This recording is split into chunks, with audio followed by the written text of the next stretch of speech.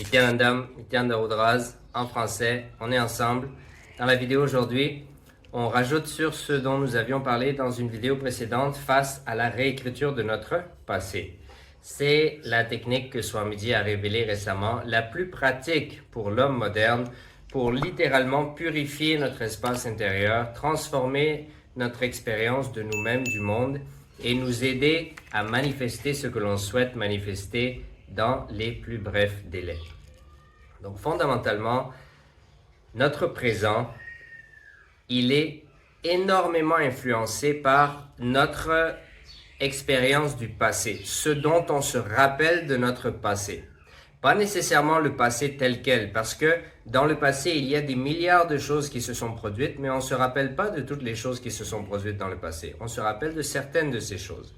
Et ces choses dont on se rappelle affectent notre état d'esprit, elles affectent notre espace intérieur et naturellement, elles se projettent dans le présent et elles affectent la manière dont le présent se manifeste à nous, la réalité à laquelle on fait face dans le maintenant, dans le now.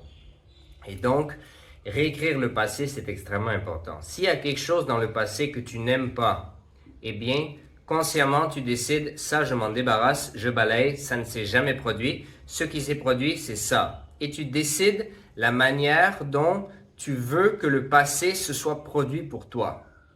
Donc, consciemment, tu interviens dans le passé et tu délites, tu effaces ce que tu ne veux pas, ce dont tu n'es pas content, et tu écris, consciemment, tu réécris ce que tu veux qu'il soit inscrit dans ton passé.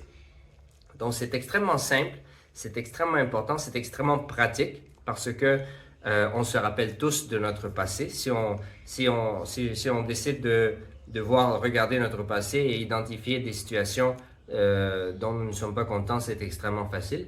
Ça peut être le passé court, ça veut dire dans les dernières 5 minutes, dans la dernière journée. Ça peut être un passé lointain, ça peut être durant l'enfance, ça peut même être à la naissance.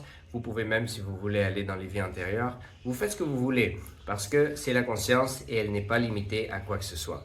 Mais réécrire le passé, c'est fondamental. Donc, identifier des choses dont nous ne sommes pas contents, les effacer, consciemment décider, ça ne s'est jamais produit, et décider, au lieu, ce qui s'est produit, c'est ça.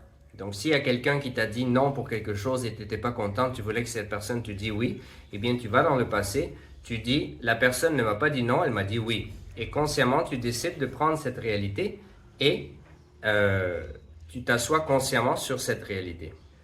Parce que Swamiji, il dit, dans notre Ananda Sharira, dans notre corps de félicité, toutes les possibilités possibles pour notre vie sont accessibles. Il suffit simplement de choisir ce que l'on veut expérimenter. Comme on disait dans une autre vidéo, c'est comme une bobine de film. Tout le film est présent dans la bobine. Mais c'est toi qui décides à quelle minute tu veux aller.